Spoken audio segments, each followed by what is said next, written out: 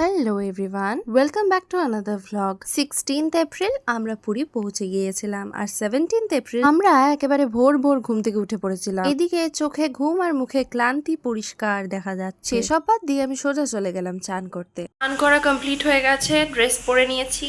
এখানে আমি গ্যাসের মেডিসিন খাচ্ছিলাম, দুদিন ধরে রাত্রে ঠিক করে ঘুম হচ্ছে না, খাওয়া দাওয়াটাও ঠিকঠাক হচ্ছিল না, এত পরিমাণে অ্যাসিড হয়েছিল ওষুধ না খেয়ে থাকতে পারলাম না। নিজে রেডি হয়ে মাম্মামকে রেডি করে আমরা টোটো ধরে পৌঁছে গেলাম মন্দিরের বেশ কিছুটা আগে আমাদেরকে টোটো নামিয়ে দিয়েছিল। ওখানে অব্দি নাকি টোটো যাওয়া অ্যালাউড নয়, পুলিশ নাকি ওই রাস্তাটা বন্ধ করে দিয়েছে। কি আর করবো, ছাতা ছাড়াই কড়া রোদ্দুর মাথায় নিয়ে প্রবেশ করলাম মন্দিরে। অনেক বছর হয়ে গেছে মন্দিরটা দর্শন হয়নি। আগে এক সময় প্রতি বছরই পুরী আসা হতো আমাদের। ভেতরে তো ফোনটা জমা নিয়ে নিয়েছিল, তাই ভিডিও আর করতে পারিনি। তারপর কিন্তু আমরা আবারও সন্ধ্যেবেলা মন্দিরে পৌঁছে গিয়েছিলাম পুজো দিতে, কারণ দিনের বেলায় যে মন্দিরটা এতটা ফাঁকা হবে আমরা কখনো ভাবতেও পারিনি। যে ভিড়টা এত বছর দেখে এসেছি তার থেকে তো অনেকটাই কম, তাই এক বেলা দর্শন করলাম আর আরেক বেলায় পুজো দিলাম। আর আমার কাছে জগন্নাথ মন্দিরের মহত্ব কতটা সেটা তোমাদেরকে বলে বোঝাতে পারবো না, তাই ওখানে গেলেই ছুটতে চলে যেতে ইচ্ছা করে মন্দিরে।